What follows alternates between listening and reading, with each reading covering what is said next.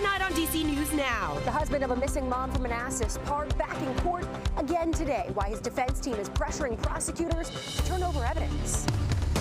They've used it before and used it comfortably, perhaps. A staff member at a DC elementary school accused of using a racial slur. We have reaction from parents. Heading into the last weekend of summer with temperatures in the 80s, let's talk about your forecast. It's coming up. And roads closed for In the Streets. How to navigate around downtown Frederick, Maryland for the annual festival. We're helping you stretch your dollar with the best places to pick up produce. Which discount stores have the best prices on fruits and vegetables? You're watching the station covering all of the DMV.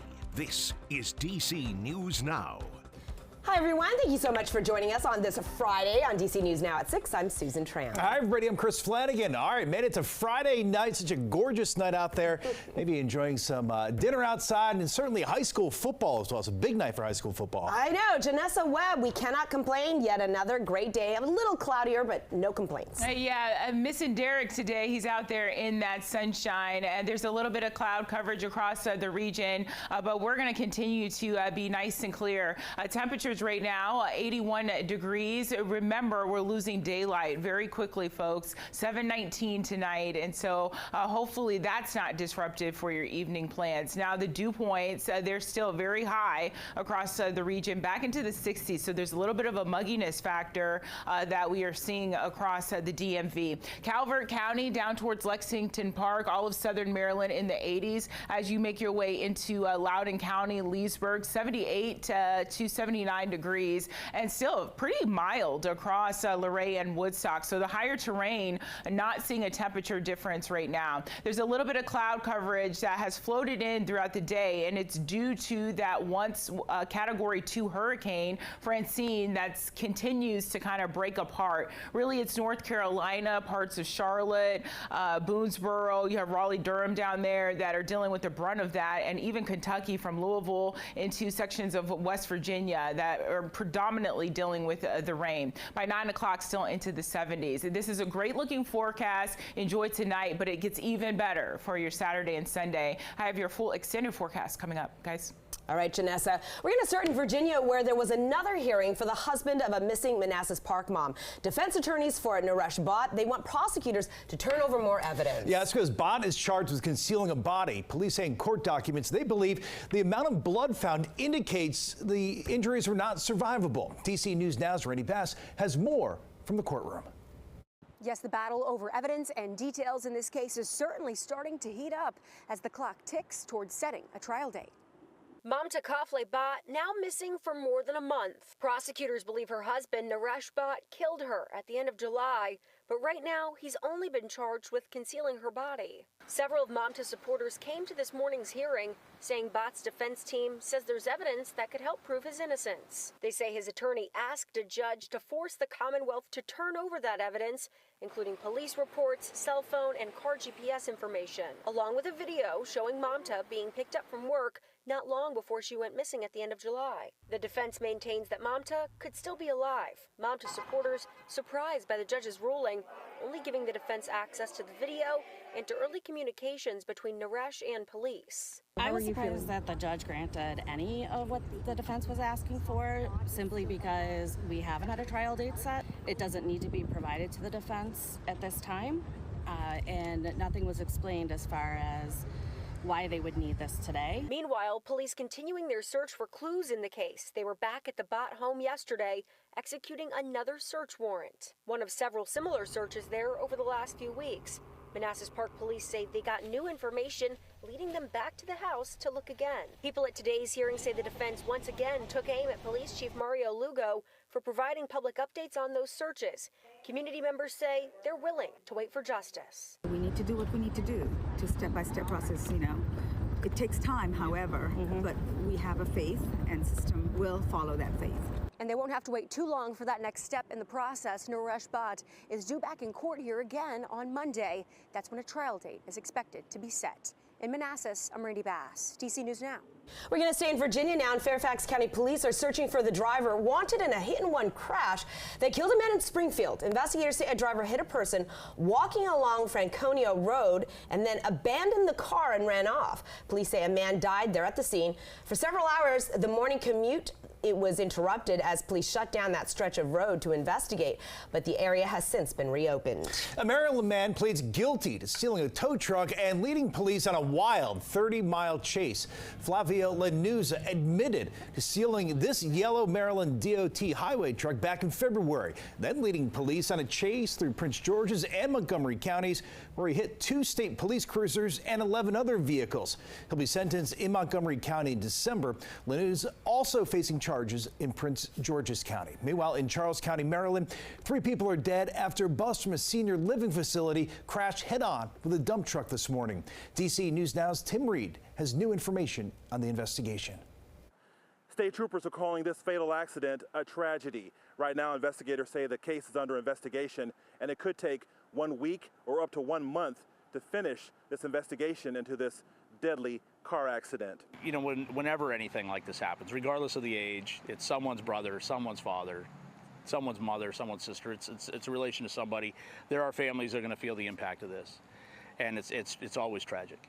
We now know the names of the 3 victims who were killed in this morning's deadly crash. The bus driver has been identified as 84-year-old Charlie Parker from Mechanicsville, Maryland. The 2 passengers are 64-year-old Darlene Burrell and 61-year-old Cassandra Brown. Both victims are from Waldorf, Maryland. The dump truck driver was not injured in the crash. It was a very somber scene. All the first responders there. Trooper West tells us the senior living assisted facility bus crossed a double line into the other lane and hit a dump truck head-on Port Tobacco Road and Bowie Road. This afternoon, emergency crews put down dirt on the road where the crash happened. For several hours, that road was shut down, but was later reopened. So shortly before 8 a.m., Maryland State Police received a call for a head-on collision in the area of Bowie Road and Port Tobacco Road, or Route 6, Maryland Route 6. Upon arrival, troopers observed a senior living facility bus had crossed over the double yellow line of the roadway and had collided head-on with a fully loaded dump truck. State troopers are now in the process of trying to find out what caused this deadly crash. In Charles County, Maryland, Tim Reed, DC News Now. New tonight, several families with loved ones killed by police were in D.C. today pushing for criminal justice reform. Now, the families of Breonna Taylor, Tyree Nichols, and Sonia Massey, they're urging Congress to pass legislation that would improve the vetting of potential police officers to make sure that bad actors are not rehired and to restrict the use of no-knock warrants and chokeholds. No one videoed her because no one did that. You're going to say her life don't matter. And that's insane. Republicans, though, largely oppose any legislation that allows individual officers to be sued over their actions. Developing now in Montgomery County, Maryland, an investigation underway after a rope resembling a noose was found outside of Sherwood High School. DC News Now's Christian Pena spoke with parents and school leaders. The news is very shocking to many people in the area. I just spoke on the phone with school board member Brenda Wolf, who tells me incidents like this one have a trickle-down effect impacting everyone in the community, especially when they're displayed in an outdoor setting. I've been here for 12 years. Never once heard a situation like this go down. 3 people were questioned by MCPS officials this week after a rope shaped like a noose was found at Sherwood High School, draped over a fence surrounding the school's tennis court. No details were provided about the people questioned. My son is half black. It's pretty disappointing. In a letter sent to parents on Monday, Principal Timothy Britton said the rope was found shortly after 9 a.m. while a staff member was supervising a PE class. He added, quote, "While our investigation determined that the individuals involved did not intend to communicate a racist or anti-black message, the impact of such imagery is deeply harmful and cannot be understated. We recognize how disturbing and upsetting the symbol can be, particularly to our black community members." School administrators later reported the incident to police and MCPS's Office of System-Wide Safety. Meantime, parents in the area are now calling for in-depth discussions about race with students in classrooms. Talk to the kids. Talk to them. Like, that's all you really need to do is just talk to the kids. Britton later followed up with parents on Thursday with a second letter to reassure them that he is creating a nurturing environment at the school and acknowledging that, quote, A noose is a symbol rooted in the painful and violent history of racism in the United States, specifically directed at Black individuals. He went on to say, "These moments challenge us to reaffirm our commitment to fostering a school environment that actively opposes racism and uplifts the voices and experiences of all students, especially those from historically marginalized backgrounds." Reporting in Sandy Spring, Maryland, Christian Pena, DC News Now. A Maryland woman is being charged for vandalism during this summer's protests at Union Station. The Department of Justice says Isabella Giordano spray painted the word Gaza on the foundation there at the Columbus Circle in July during a pro-Palestine rally. She's also accused of defacing the base of 2 flagpoles. The U.S. Attorney for D.C. says that he anticipates more arrests in connection to July's demonstrations. There's plenty of family fun this weekend in Frederick, Maryland for its annual In the Streets Festival. Yeah, that event started in 1983. It has grown now to hundreds of vendors. Our Frederick County reporter Skylar Salas shows us what we can expect. Starting this weekend, several businesses down Market Street in downtown Frederick will be participating in the 41st annual In the Streets event. Close off Market Street for 7 blocks, and we have 6 entertainment areas with live performances, bands, local dance studios, local performing groups. We have hundreds of nonprofits coming out tomorrow to share their mission with the community, different business organizations, food vendors. Jessica Hunt participates in the event every year. She says it's one of her biggest days for her business. This will be my 3rd year doing Frederick in the Streets. I get the same spot each year. I'm on Market Street. I probably serve about 400 customers that day.